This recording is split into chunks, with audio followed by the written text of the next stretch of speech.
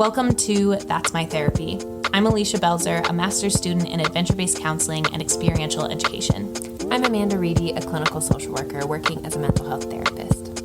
Yes, our voices are the same. Try your best. We are sisters and mental health professionals who spend our days chatting about what helps us grow, heal, and connect. We believe therapy is a great tool for healing. However, we hope to demystify what healing can look like. As in our experience, humans are intuitive, creative, and determined when it comes to caring for themselves. Each episode, we will get curious about therapeutic things that aren't traditional talk therapy. We will break down why those things might be helpful from a clinical lens. Let's get it.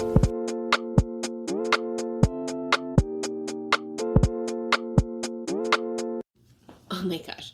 I'm just so happy that you're here.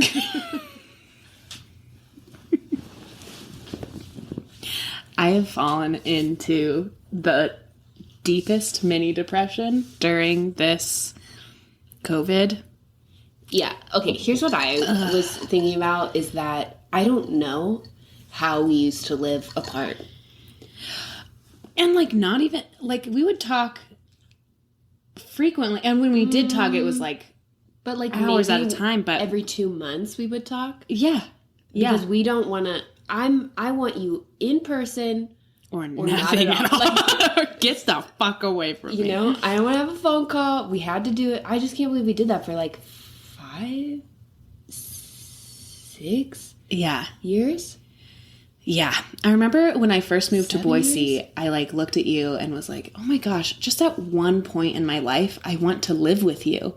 And you said, we lived together for 16 years of your life. Yeah. And I was like, oh, yeah. Yeah, but I didn't appreciate it enough then. Live together. And now the fact that I haven't seen you in 2 weeks, I've been out of my mind. We're both depressed. Apparently, you're my therapy. That's what it is. That's exactly it. And which is why we started this podcast, is because that's exactly right. Yeah. Anyway, we have not seen each other for 2 weeks because your fiance got COVID, so you were quarantined with her, and then you got COVID, so then I couldn't see you, and it's been a nightmare of a 2 weeks without you. Yeah. Yeah, I feel like we have so much to talk about today. Yeah, what'd you do without me? I just wallowed in self-pity. Waited for you to get back. I just waited for you to feel better. I got bangs. It was a bad idea. I did that. I went to Salt Lake with some friends, and I did a sensory deprivation float tank experience. And my first fear is that it would be so claustrophobic. No, I'm a very claustrophobic person. Did not feel claustrophobic. Ooh, tell me about it. Paint me a word picture. What was your experience? So it's an hour-long float. It's 1,000 pounds of Epsom salts in this big tub of water. 1,000 pounds? 1,000 pounds. So you cannot sink. You can float in any position. You can float in, in the fetal position, on your side. You're wrapped, you could pretend you're in the womb again and just float on your side. And you're weightless, and the room is the water is the same as your body temperature. So you literally, you don't feel the heat or cold of the water. It's perfectly your temperature pretty much. And then you can float in it, and then you put on these blackout goggles so you can't see anything. You put earplugs in, and they have meditation music, or you can play whatever music you want or have no sound at all, and you just float in this tank for an hour. An hour? Yeah, you would think that that would be too long, but think of how a massage, an hour, that time goes by differently. But part of me feels like the reason time passes is because you're experiencing some kind of stimulation. Yeah, but you still are in this tub. So the first 15 minutes for me was just getting used to the experience. Okay, did I do this right? Am I getting used to being in the water? If you get any in your mouth or your eye, it's disgusting. There's a little squirt bottle. You have to squirt yourself with water. So much salt probably burns. Yeah, it burns. Yeah. Yeah. Oh. So if you have any little, like, cuts or anything, nicks on your body, you have to put little, like, petroleum jelly and stuff on it to cover it because it's so salty. What? Yeah. But 15 minutes after I, like, settled in, and then I thought to myself, let's do, like, let me see if I can do some, like, guided meditations and stuff and, like, visualizations just to pass the time in here. And, it was a real trippy experience.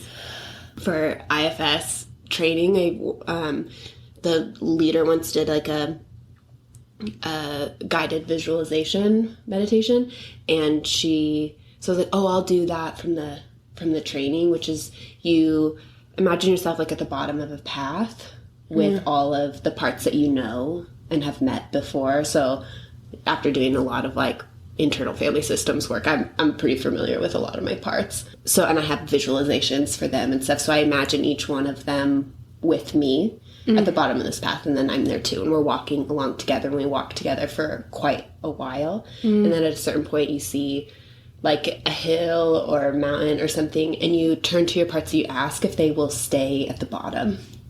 And, like, would they feel comfortable and safe enough knowing that you'll return, but can you go forward ahead? And then I had some parts feel a little bit, like, anxious about that, and I was like, what can I invite in so that they feel safe? So I was like, what if I invite in my, like, ancestors? And I just had, like, this image of all of these past, like, people before me, and each one came up, like, behind my little inner children or the parts, and, like, wrapped an arm around them. Really gentle, like, embrace. So every single one felt so safe, and it was like, we have you here, we're with you, we're always with you, sort of. And then I was like, so then I walked up this path, and then my brain just I was like, I'll just start the little visualization like I used to do in IFS sessions. Yeah. And then because you're in this sensory deprivation experience, the coolest thing is my eyes could be open, but it's completely blackout, and you're just floating in this like weightless pool, and you just feel like I'm a body, I'm a soul, I'm a spirit. Like, it was so wild. So then, and if you don't touch the walls at all, you just feel like you're like nothing and everything at the same time. Whoa. It was so trippy. So then I, like, walked up to the top of this, like, mountain canyon, and then there was, like, this big lookout, over this, like, gorgeous gorge canyon. But then what appeared was just like blue light, and it was sort of in the shape of, like, a bird. Yeah. That was just neither masculine, feminine, just was, like, energy of, like, playful connection, compassion, and that, like, that I could just, like, skip out into, I just stepped out into the air and, like, stand up, and then, like, this energy, like, like, was, like, all around me and, like, playing with me, and then, like, took me into, like, space. I know, it was like a drugs into, like, the universe. And we just, like, floated along the galaxy and stuff, and, like, they showed me this, like, how this energy is in me, and then, like, that light, and then we're like, whew, and, like, have you seen the pictures of your vagus nerve in the body before? How it looks like tree roots, how your nervous system, and it's, like, in your lungs, and it's, like, whoosh, and how it spreads out, and if it's lit up, your nervous system, especially your ventral vagus nerve, looks like tree roots spreading throughout your entire body. And it was like, so I saw that, but all lit up with this, like, divine energy, I guess.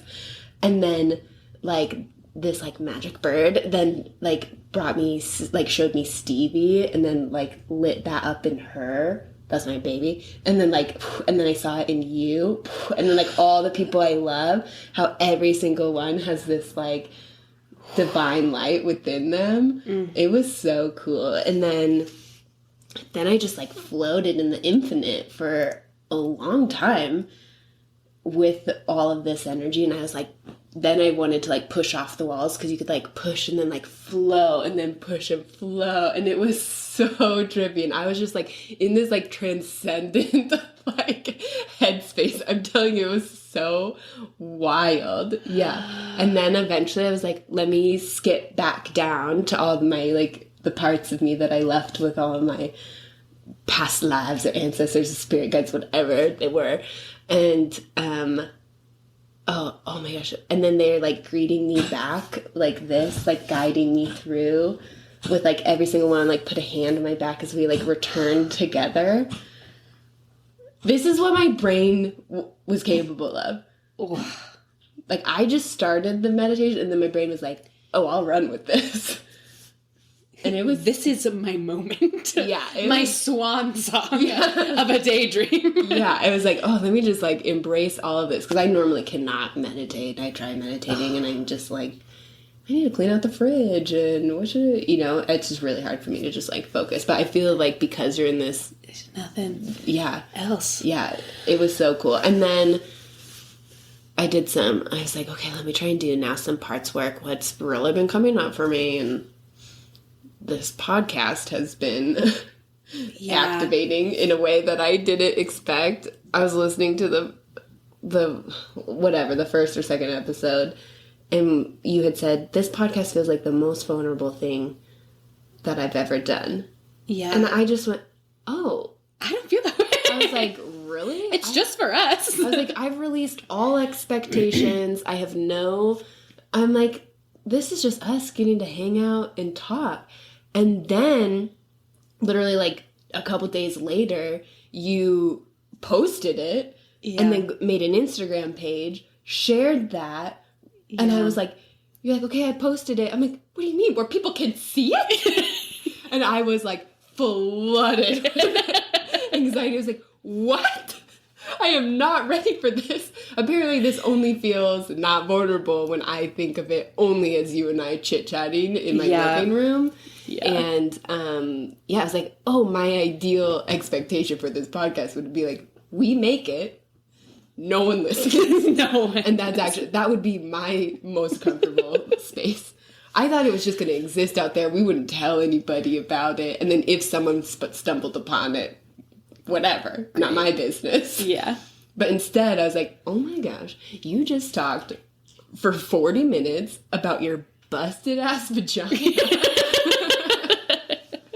And then people listened to it. I don't know what in my mind was like, oh yeah, this isn't vulnerable at all. And now it feels super vulnerable. Yeah.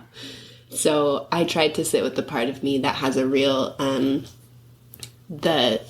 the energy behind it is, who am I to say what any of this means? So I'm trying to sit with that energy and believing that it's okay to be seen. It's okay to be noticed, whether I'm liked or not, or whether something bigger comes out of this or not. But that's definitely, that part's been pretty spicy in my nervous system lately of feeling like, we don't do this. This isn't allowed. Yeah. In Little Weird, Jenny Slate's book of essays, which I treat like a religious text. Yes, you should. Sacred text.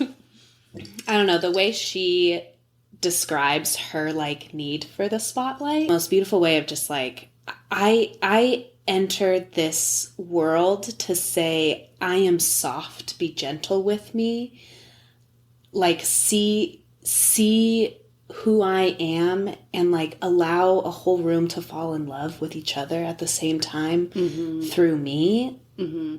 It feels egotistical to even assume that like I would be that presence too, but I'm trying to approach this podcast of like, see the softness of my body and the softness of my soul and allow yourself to feel something else.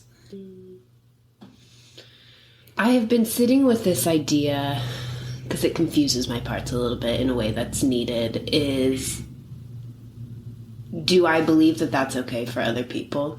Like, I believe that's okay for Jenny Slate. I believe that's okay for you. Why not you?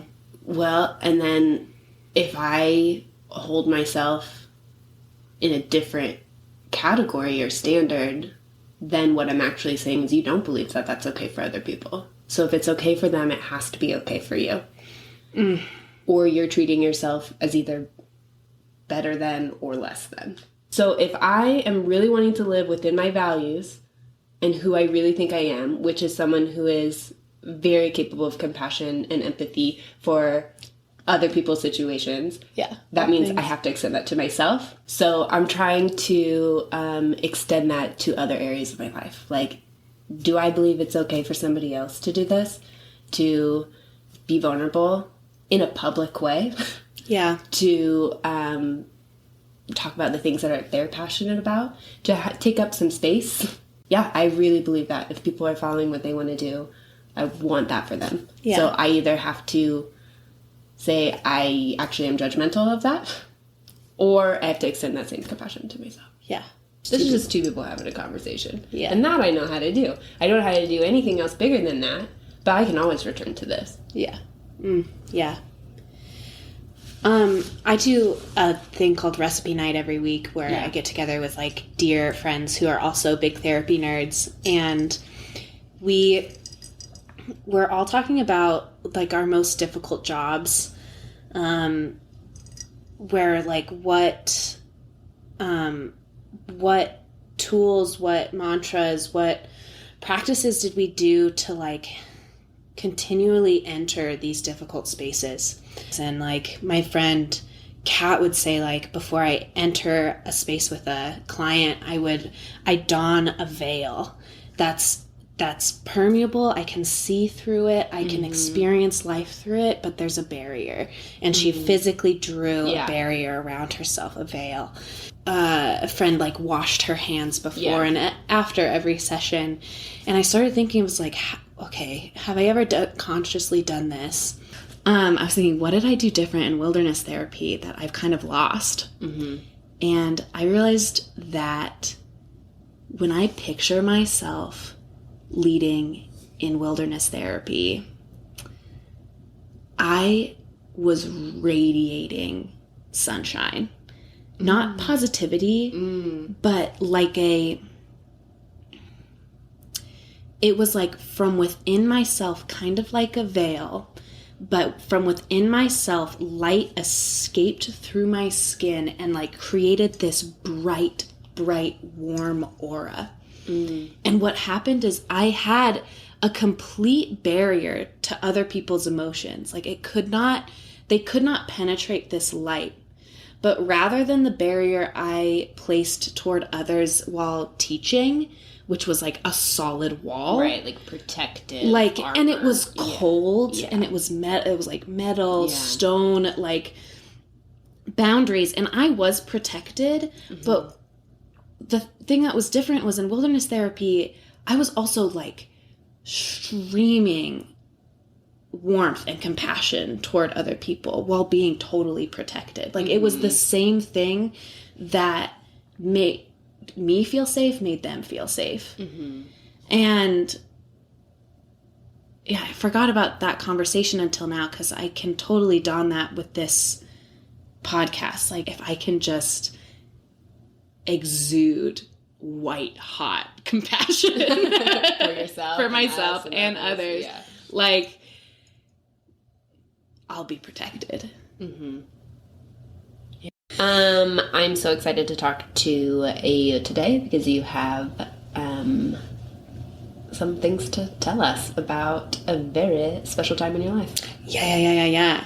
So, when I was in college, after a little bit of a more serious depression, depression sesh.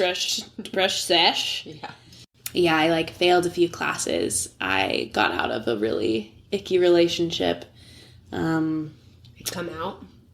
I had not come out yet. Really? Okay, this is pre-coming out? This was pre-coming out. Okay. Yeah. Were you out to yourself? No. Oh, really? Well, I knew that I loved one man. And all women. And all women. So, like, I knew to an extent. Yeah. So I left this horrible relationship. I was, like, severely missing a spiritual aspect in my life. I debated doing a course with Knowles or Outward Bound, classic outdoor education companies, but I opted to do a course with a organization called Solid Rock Outdoor Ministries, SROM. And I was, like, deep in the closet at this time. I had just left a pretty emotionally abusive relationship. And needless to say, I was searching. I was searching for something. And I needed to redefine what God was to me. We were raised very Christian. It wasn't great for me as a little gay lady. But for some reason, I felt really called to do that program. And it was 40 days. And you guessed it, 40 nights. Yeah, very symbolic. In Wyoming wilderness. And there was a backpacking element, a climbing element, and a mountaineering element. And then I actually continued to do 20 more days of a climbing course and a scouting course. So it was my entire summer was spent experiencing the Wyoming wilderness with a group of devout Christian women. Yeah. And here's the thing. While I was on that course, I never found Christianity again. But what did happen is I opened myself up to, like, the experience, the spiritual experience that these women were having. Yeah, I was the black sheep in some ways because, like, everyone, I made it known because you have to have testimony in a course like that. And I made it known that, like, I'm not Christian. I'm not a believer, but I need to redefine what my higher purpose is. So I'm going to do that here. Yeah. And I will say that it was the most powerful, special experience of my entire life is to be in wilderness with all women. I think that trip was a catalyst to me coming out. Because when I think of how I talked and thought about women before that trip, it was hostile. It was like, I'm not like other girls. I think women are dramatic and I had just never opened myself to, like, loving women in general. Yeah. And as soon as I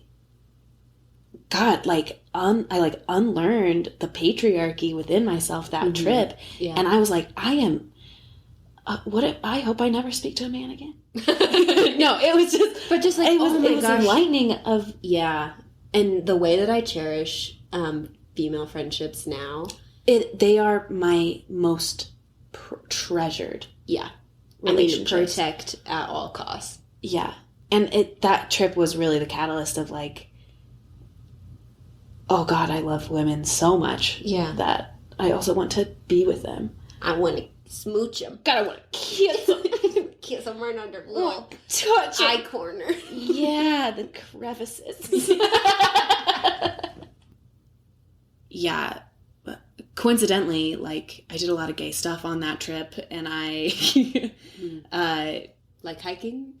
Yeah,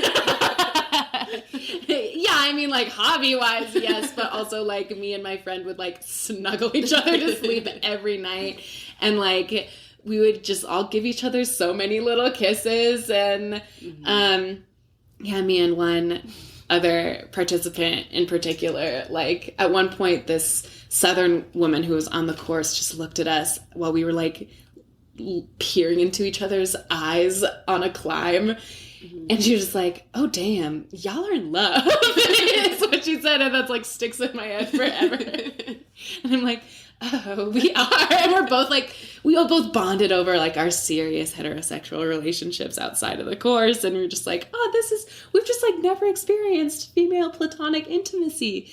And that is also true. Like I had never experienced that. I always felt like weird being close to my female friends in the past, and like felt super weird and tingly when like near females. And obviously that's because I'm so gay. But yeah, I was just like, I felt like female bonds form on that trip. I felt like the most spiritually connected to like nature and the human race in general and a higher power on that trip. And I wanted to talk specifically about an epic journey in the mountaineering portion of the course, where we would attempt a peak ascent of Gannett Peak, which is a 14er in Wyoming in the Wind River Range, and then pass through Bonnie Pass. Which is our mother's That's name. our mother's name. Symbolic. And then descend into Titcomb Basin. So it's these three kind of like 3-part epic journey in a day. So you base camp on a glacier below the peak, below Gannett Peak. So it was about a day's trip up to the glacier, first of all. And around the time we were going to bed, some really intense winds started picking up. And it stormed all night. And the next morning, we were supposed to wake up at about 5 a.m. to do this peak ascent. But long story short, we were stormed out. We couldn't do it. We had to take a rest day on the glacier. We were like eating granola in the tent and like wrapped completely in our sleeping bags. And it would just be, it's an auditory experience, but the tent would just be like against your face the whole day and like trying to sleep. And like, it was just so stormy. So we took a full rest day of just ice storm, like trying to manage our tents not breaking. And it was scary, and it was supposed to be this epic achievement in the course, and we couldn't do it. And the next day we either we had to go forward, like our re-rash, that's like when the horses come in and bring us more food, was meeting us in Titcomb Basin the next day. Like we had to get there. We are out of food. We're like eating ice chips and granola every day. Oh my gosh. Yeah. And so we had to get up. So it was still storming the next day, but we had to get over Bonnie Pass. It was the only way to get to our food. And so we started hiking, packed up on a glacier in an ice storm, and started hiking up this glacier at 7 in the morning. We're moving at 7. We get to the other side at 5 p.m. So 10 hours to move. It was 3/4 of a mile. No. Yeah. Oh my gosh. Well, in this pass, it's not just hiking. Like, we're roped up with ice axes, going up the glacier this whole time. I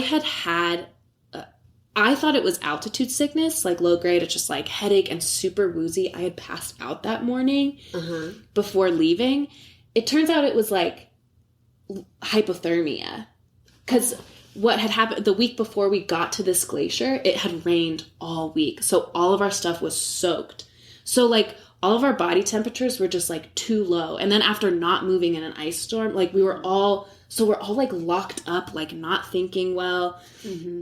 We're hiking up, roped together with our ice axes. We had a few women that were really struggling, and, you know, the idea of this course is like, you know, we start together, we finish together. We don't really split up, which is common practice in other outdoor programs.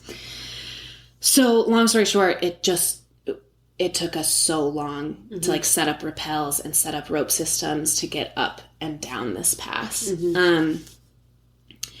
And at 5 p.m., the group gathered together and we hiked, just walked now, easier. That it was like still a little bit windy, but like the storm was calming down, like sunshine was even like starting to glimmer. We walked like another quarter mile to look over, walk to the edge of this basin. And it was like the sky split in half and like the clouds opened up, and like I had never seen a more godlike vision of earth.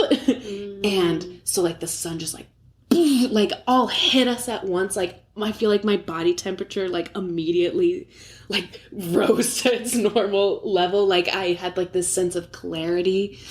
And then here's the thing.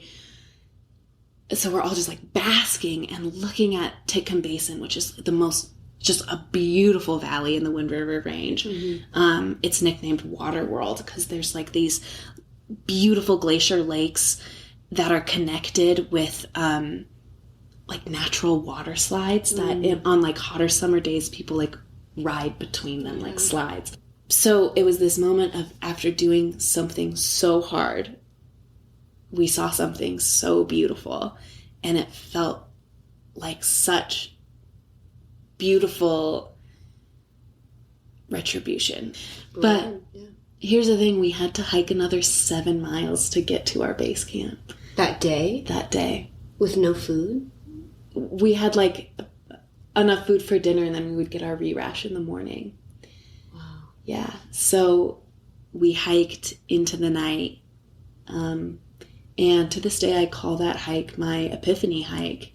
My hand had cramped sideways because of using the ice axe in the cold for so long and just like tensing. So that like, I don't know, I was like walking differently and it was so painful, but like I walked with it, and it almost felt good that like my body was just like cramped in weird ways. And as I was walking, it was the first time in my life I realized I can do literally anything. Look at this, I'm capable of connection beyond measure with the people around me, this world, and myself. I had labeled myself as lazy for years. And I felt like I overcame every barrier, every label I had ever told about myself on that hike, and the pain felt so good. And specifically that I was doing it anyway. Wow. Can I ask some questions? Yeah. So that morning, where you know what is ahead of you. Yeah. Or maybe you don't really know. I don't think I knew. But you know you're going to have to leave this flimsy protection, but protection of the tent. Right. And you know you're going to embark on something really hard. Yeah. What is your mental state going into that hike?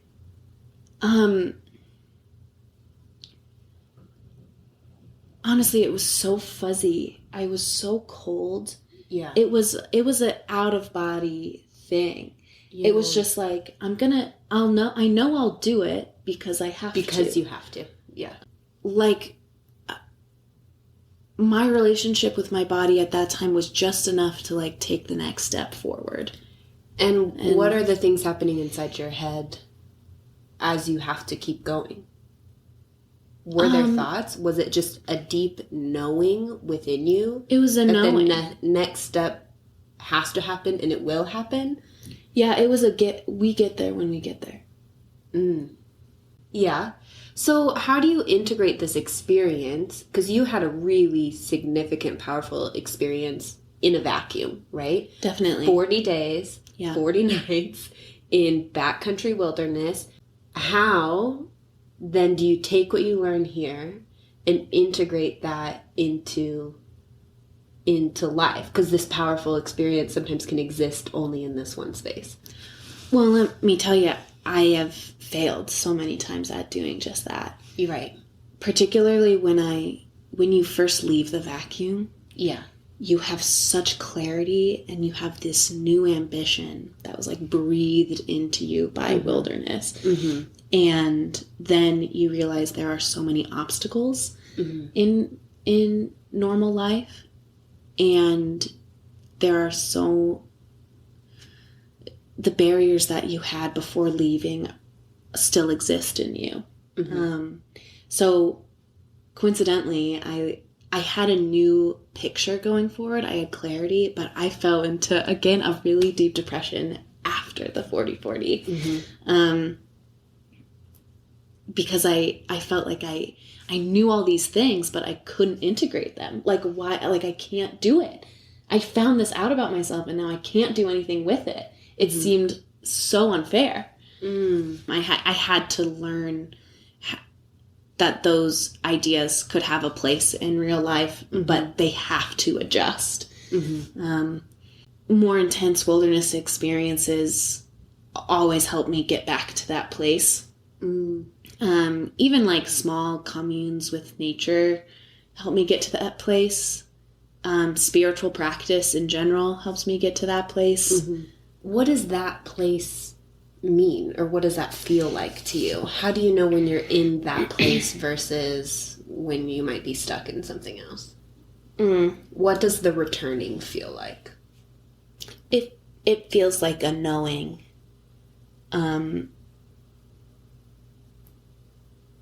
It feels like my intuition is turned back on.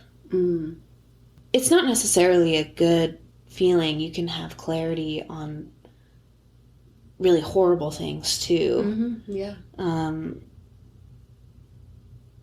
But clear is kind, and it feels clear. The word I kept hearing you return to while telling that story is capable too. Totally. Like, you had so much belief in what you could accomplish, what this group of women can accomplish. Like, I'm almost moved to tears when I think that it was a group of women doing this really hard thing, because we don't get to see that that often. There's a learned self-limiting beliefs, I think, that I notice that I have. Yeah, and it's like, it feels so empowering to do things in a space where women have often been excluded from, or haven't been celebrated in, or you just isn't like represented very much. So I mean, that feels so powerful. I just have such a strong image of this group of women tied together, supporting one another, refusing to separate, to say, we will not leave any, this is gonna make me cry, oh my gosh, do it. Like, we will not leave a single person behind. We start together, we finish together. Like, that feels so powerful from a communal standpoint. And then I'm also hearing your relationship to your body and pain sounds so different to your relationship with your body and pain outside of that wilderness experience, because you are someone who's experienced a lot of chronic pain, which is really, really hard to just hold so often. But I hear in that experience, you're talking about how the pain felt like power, the pain felt like progress, and it felt like somehow that was still like your body's reminder that you're doing this together. Yeah. And it will be uncomfortable. Yeah. And I am so aware of that we can make it through this. Yeah. I have experienced a lot of different type of pain the last few years, and I have been so intolerant of it. Yeah. And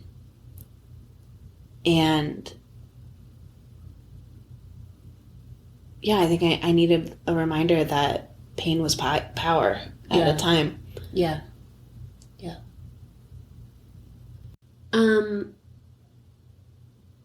also curious about, because it sounds like the destination, the arrival at the view was so powerful, but to me that actually wasn't what was most therapeutic. It was the hike. Yeah. Yeah. So I always want to hold that because we have a real case of like, what's it called when you're like a destination hiker? Is that what that's called? Yeah. Like I got to hike to the landmark. I've got to get to the ending point. I must reach the waterfall. I must reach the top. Yeah. Or the rest doesn't have value. Right. So I'm just wanting to hold like the power of the challenge and the pain and the communal suffering and success. Yeah. Was also the biggest part of it. Yeah. Yeah. Yeah. Yeah, that's a good distinction. It felt like, and I think if there wasn't a view at the end of that, well, it was right in the middle, right? That's a great point. Yeah. Yeah. It was the view. It just felt like a shift. It was like, you have done the impossible thing. Mm-hmm. Now go and ask what you have learned. Woof. So that was the hike. Yeah. Was the reflection. Go and ask what you have learned. You've done it. I haven't heard you tell that story in that way, or I hadn't remembered. I don't think I had told it in that way. Yeah. And I had redefined myself that trip. Right. And I think I lost it a little bit. Well, which is so common. We do that. We have these big revelations about ourselves and who we are, and sometimes that happens in experiences, and sometimes that happens in a therapy session. Mm-hmm. And then the translation or the integration is a practice. It's not an experience, and then now I know this, and I have learned this, so therefore I can always feel this. Yeah. But it's the practice of remembering and returning. Yeah. And your body holds it. Like, that experience lives within you. Sounds like on a cellular level. Like, when you retell that story, sit with it, breathe into that story, you can return to the state you were in. I can feel the vagus nerve being like, that was the moment that it flooded me with light. Right. And we lose sight of that. Because it's a peak moment. I think a topic we actually talked a lot about on that course was that we forget life happens in the valleys. At these peak places is where we can feel the most and see the most about ourselves. We can gain clarity. We can see further than what we would in the valleys, right? Like, we go to the peaks to challenge and grow and heal ourselves. But think about life at high peaks. Mm-hmm. It's inhospitable. It's inhospitable. It's stark. There is cold stone. There's hots and colds. Yeah. It's meant to be a peak, a moment, an experience. And then life happens in the valleys. Right. But that transition can be really hard, is coming back down. And then you begin thinking of the peak as a figment of your imagination, or that you had like fabricated something greater than it was because you were like taken up in the experience of it all. And I think that's what I convinced myself when I got back, and I was just like, this wasn't real. What a dream. Like, I thought it felt so real, but it wasn't. But it absolutely was. But I was just back in the valley. I had to create life in the valley, but I missed the feeling of the peak. Right. Yeah. A little emotional. Yeah. What do you think's happening inside?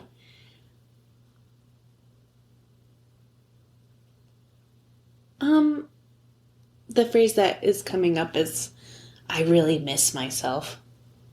I'm just the best. Yeah. I'm thinking about how, similar to your experience, I'm thinking about the guided visualization of where you see the hill, the mountain ahead, and you turn to the parts of you and you ask their permission, can I go on ahead? And you stay here with the promise to return. with the promise of, I will always come back for you. We will always be integrated. We'll always be together. But you go to the peak to be filled with the self, to have access to that self energy for these moments, to be at the peak, to be refilled, knowing you will always have to walk back down because you can't exist you can't exist there all the time. And you come back down and your parts can even trust you more because you've experienced the peak. That was juicy. Good nugget. Yeah. Anything you wanted to end with, though? Did you have that poem? Oh, that's exactly what I should read. It's Mary Oliver, Wild Geese. You do not have to be good. You do not have to walk on your knees for 100 miles through the desert repenting. You only have to let the soft animal of your body love what it wants. Tell me about despair, yours, and I will tell you mine. Meanwhile, the world goes on. Meanwhile, the sun and the clear pebbles of the rain are moving across the landscapes, over the prairies and the deep trees, the mountains and the rivers. Meanwhile, the wild geese, high in the clear blue sky, are heading home again. Whoever you are, no matter how lonely, the world offers itself to your imagination. It calls to you like the wild geese, harsh and exciting, over and over announcing your place in the family of things. No notes. Stay close. Stay close.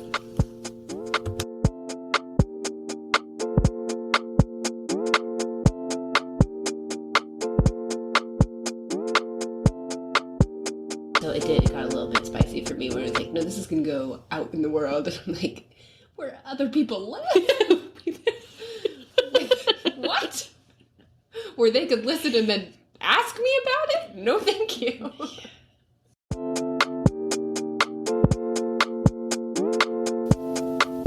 Thanks for listening to That's My Therapy.